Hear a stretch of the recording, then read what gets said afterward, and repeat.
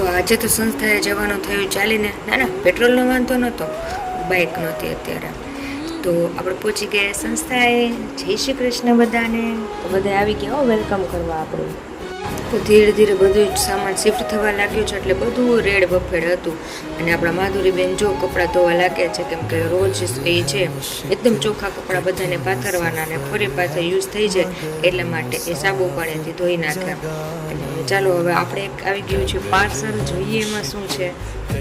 આ હતું surgical parcel અને આમાં બધું જે આપણે ઇન્જેક્શન ને જે યુઝ કરીએ છીએ એ બધી જ વસ્તુ હતી. અને આ આપણે મળેલ છે આપણે જયેશભાઈ વારોતરીએ, જે જામનગરમાં જનતા સર્જી ફર્મા છે ત્યાંથી આવ્યું છે. થેન્ક યુ સો મચ તેમને.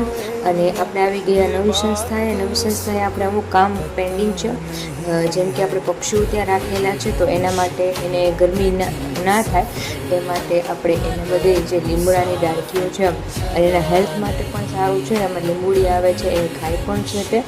એટલે જો એકદમ એવી વ્યવસ્થા કરીએ છીએ કે એમને ક્યારેય એમ ના થાય કે અમને કંઈ તકલીફ છે. આ કબૂતરના પાંજરામાં પણ આપણે એવી જ રીતે ગોઠવી દીધેલી છે.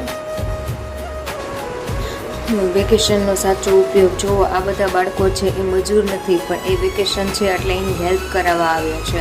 થેન્ક યુ સો મચ આ બધાને કે તેઓ લોકો પોતાનો સાચો સમય સંસ્થાને આપે છે.